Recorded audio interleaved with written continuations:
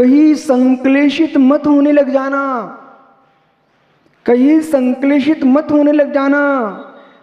ज्ञानी ज्ञानी उसी से ठंडा उसी से गर्म नहीं पढ़ा क्या आपने? जब मैं पढ़ता था ना हिंदी में अधिकार था, अधिकार, उसमें लिखा था उसी से ठंडा उसी से गर्म। आप लोगों ने तो पढ़ा होगा ना। जब ठंडी का मौसम होता ना तो हाथ ठंडे हो जाते तो क्या करते हो? मुख से, हाँ शैलेंद्र पता है तुझे, मुख से फूंकता है। और गर्मी लगती है हाथों में तो मुख से फूंकता है, उसी से ठंडा उसी से गर्म। ज्ञानियों, जो चित्त तेरा चिंतन कर रहा है, यदि तत्व का चिंतन किया तो शीतल हो जाएगा। और तत्व के चिंतन में कहीं आपको कषाय भड़क गई तो गर्म हो जाएगा, उसी से ठंडा उसी से गर्म।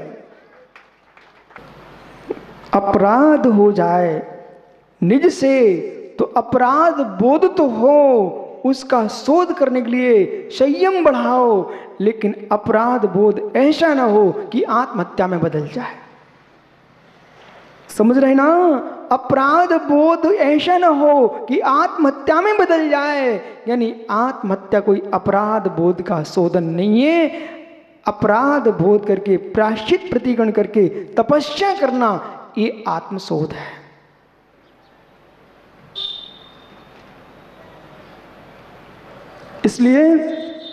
इसलिए अहिंसा के बारे में चिंतन करो। पवन, अहिंसा के बारे में चिंतन करो, अहिंसा के बारे में चिंतन करो। अभी तुम्हारा बेटा अपूर्व तुमको अच्छा लग रहा है, जिस दिन वो अपने पैरों पर खड़ा होगा और जो दुकान तुम खोले हो वही तुमसे अलग करके वही दुकान वही सामग्री बेचने लग जाए, फिर देखना पिता पुत्र की हिंसा कैसे प्रारंभ होती है। एक नगर का बेटा मेरे से प्रायश्चित लेने आया था, कह रहा था महाराज श्री क्या करूं? नहीं, क्या हो गया भैया? अब मैं दुकान पर बैठता हूं, अब पिताजी ने अलग कर दिया, उन्होंने मेरे लिए बगल में ही दुकान दिला दी है।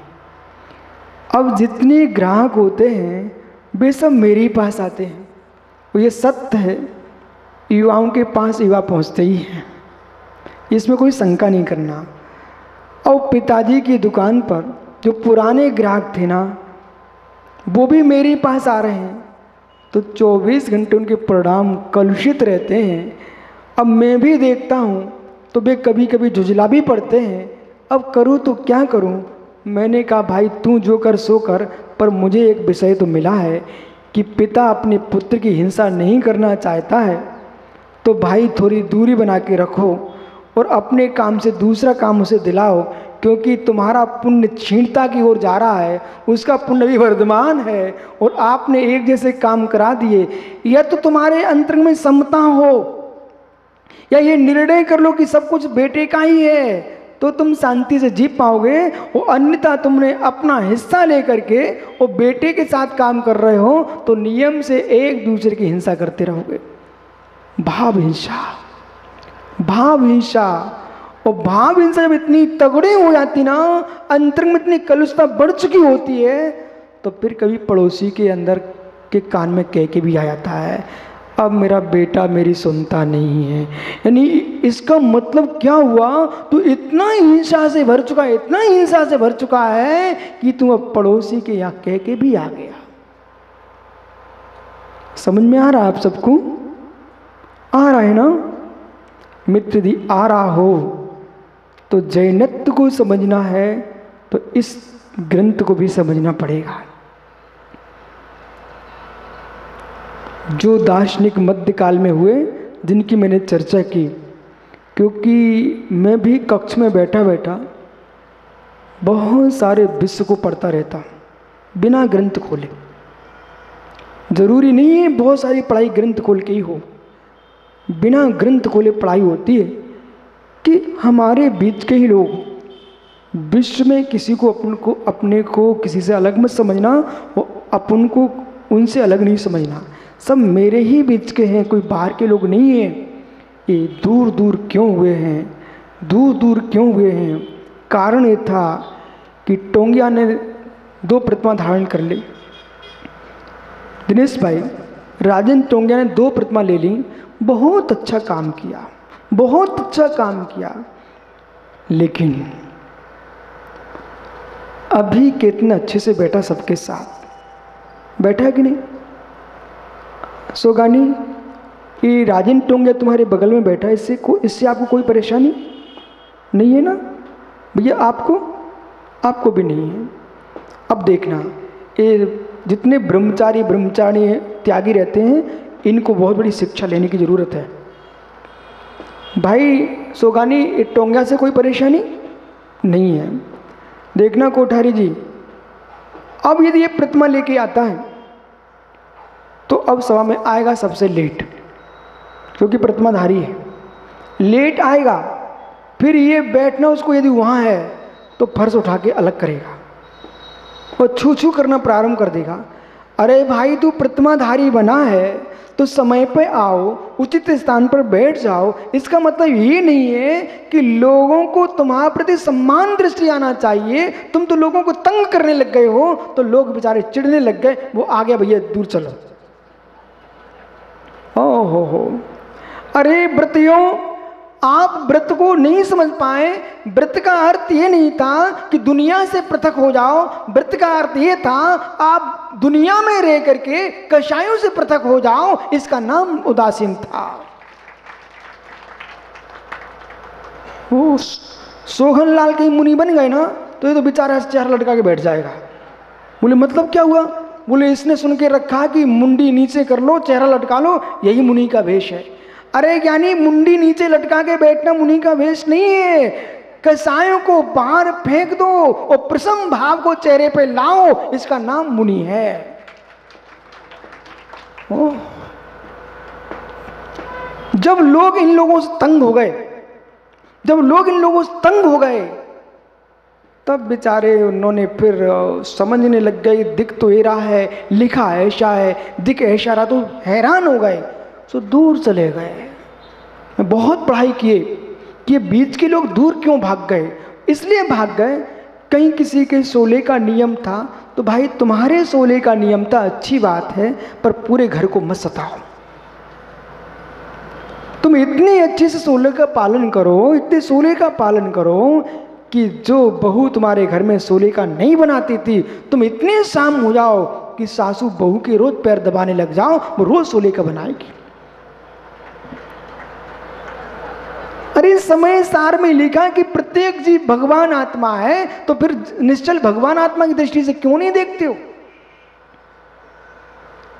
रोड पर कोई झाड़ू लगा रहा ना, वो उसका काम है, लेकिन उसके भीतर भी भगवान आत्मा बैठा है, उसका भी अपमान मत करो। समझ रहे ना? वो उसका कर्म है बेचारे का, वो रोड पर झाड़ू लगा रहा है, लेकिन उसका अपमान करना तुम्हारा काम नहीं है। समन्वृद्ध स्वामी जैसा तार्किक आचार, भाई विश्व की एकता कहीं सीखना हो तो आचार्य समन्वृद्ध स्वामी ने जो सूत्र दिया है, उससे बड़ा विश्व में कोई एकता का सूत्र देने वाला नहीं मिल सकता। हो ज्ञानी मातंगमपि देहिनाम, ये सूत्र लिखा है समन्वृद्ध स्वामी ने। मातंगमपि देहिनाम, मातंग कुल में जन्मा, चांडाल कुल में जन्मा पुरुष भी वो धर्मात्मा हो सकता है। गूढ़ अंगात रौजसाम, जैसे अंगारे पर राख आ गई हो फिर भी उसके अंदर आग है, ऐसे कुल भले उसका अशुद्ध है, उसके भीतर भी अहिंसा व्रत आ सकता है, और चांडाल भी अहिंसा का पालन करके स्वर्ग जा सकता है। इसलिए उसके प्रति भी हीन भावना मत लाइए। आ रहा है समझ में? तो मित्र, कुल मर्यादा का तो इसका मतलब ये भी मत समझ लेना तुम सबके साथ भोजन करने बैठ जाओ।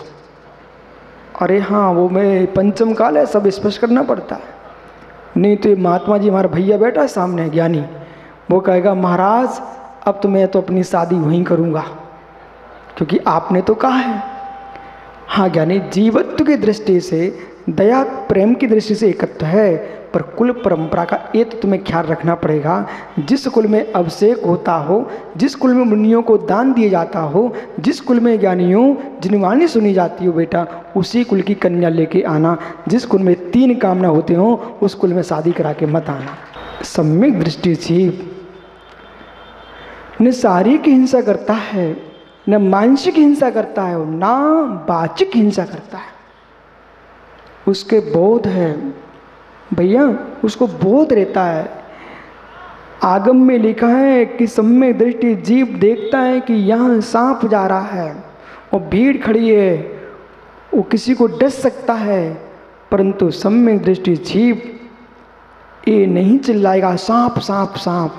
उस भीड़ में ज्ञानी उसको तुम बचा नहीं पाओगे सांप को। वो हल्ला नहीं करता है, बल्कि धीरे से सबसे कहता है थोड़े मेरे साथ यहाँ आओ, यहाँ बात करते अपन। वो उनको अपने साथ ले गया और तब तक सांप निकल गया। ऐसे करुणा का पालन करता है, ऐसे नहीं चिल्लाता करोड़ मिल जी जैसे कि मेरी गोदाम में सांप बैठा है।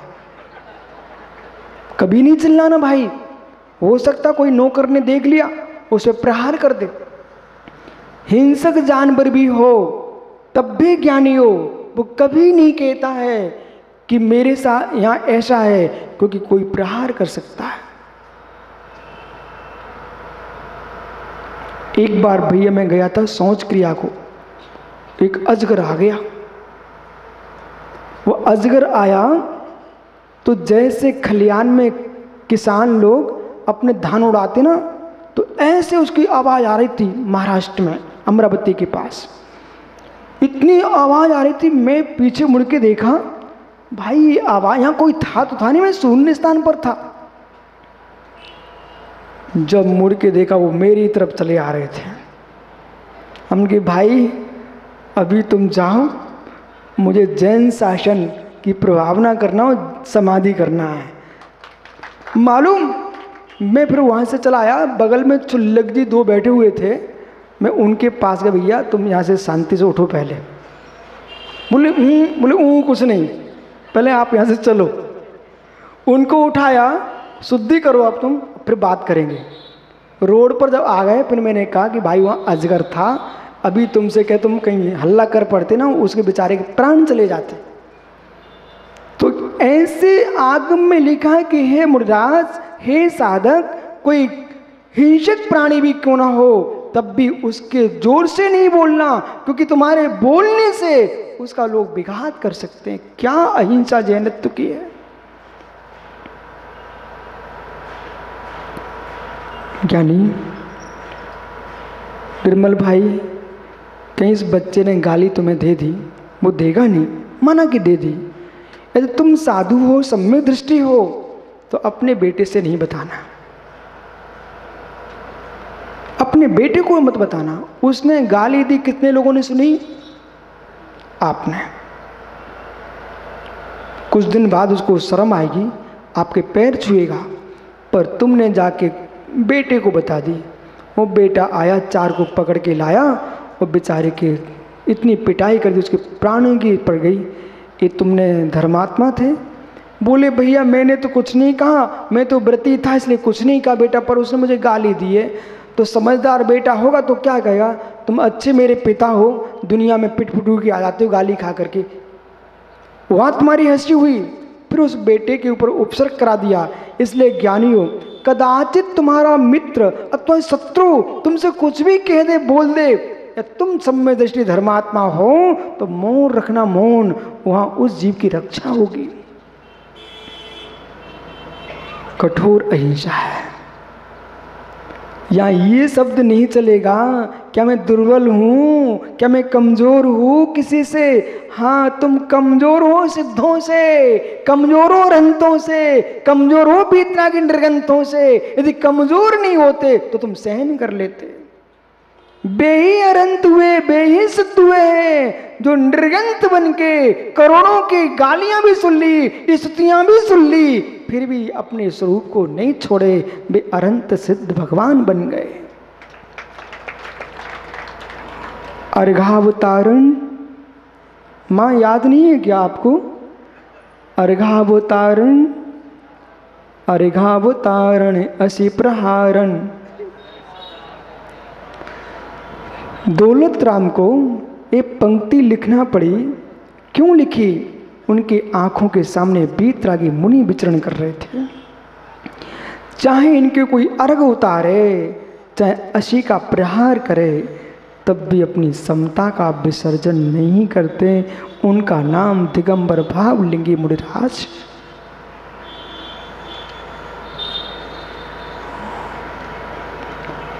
अशी प्रहार करे। क्या बारशेण मुनिराज को नहीं सुना आप लोगों ने? सुरेश भैया, बारशेण मुनिराज के बारे में कुछ नहीं जानते आप? सुना कभी? ओहो मित्र, किसी साधक के प्रति अशुभ मत सोचे बैठना। कभी कभी ऐसा भी हो जाता है, अपनी रक्षा के पीछे व्यक्ति कुछ भी कर सकता है। अपनी रक्षा के पीछे व्यक्ति कुछ भी कर सकता है।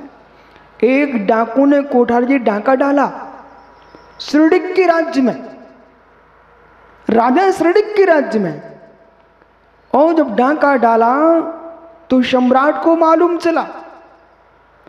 कोतवाल दौड़े दौड़े चले उसके पीछे डाकू के। अंधेरी रात्रि थी, समझ में नहीं आया। जिस हार को चुरा के लाया था, वहां शमशान में बारशेण मुनिराज ध्यानस्थ खड़े हुए थे। उस डाकू ने क्या किया, अब मेरी रक्षा हो नहीं सकती है, जो सामग्री थी, हार था रत्नमयी, वो बारशेण मुनिराज के सामने डाल करके वो झाड़ी में छुप गया। जब झाड़ी में छुपा तो जैसे सैनिक पहुंचे और देख रही तो बारशेण है, बेहरान सब। एक और हार और एक और ये भेष, एक ऐसी विडंबना है। मालूम, जबकि उसमें बारशेण मुनि नहीं थे। ग्रस्त अवस्था में ही वो शमशान में ध्यान करने जाया करता था, नग्न होकर के। उस समय की घटना। बोले महाराज, डाकू तो छुप गया। उस सारे सैनिक हार उठा करके महाराजा श्रीडिक के पास पहुंच गए। अब एक दूसरे का चेहरा देखे सैनिक, सिपाही बोले कौन बोले? अब बोले क्यों? बोले राजकुमारी डाकू। इसलिए भैया, सामने का सत्य भी सत्य हो, कोई नियत नहीं है। इसलिए खोजबीन करो तब किसी की बात मानना। भड़काने वाले करोड़ों मिल जाएंगे, पर सुलझाने वाले एक ही दो ही मिलेंगे। मालूम क्या हुआ? राजा श्रीडिक ने राजनीति में उतर आए। बोले सम्राट का धर्म है, भुजा भी कुछ करे, अपनी भुजा को निकाल के फेंक देना चाहिए। जाओ तुम राजकुमार के सिर को निकाल के लाओ। आगे पीछे कुछ नहीं सोचा पिता ने, आगे पीछे कुछ नहीं सोचा पिता ने। उनको अपने वीर पर विश्वास नहीं हुआ क्या श्रीडिक को?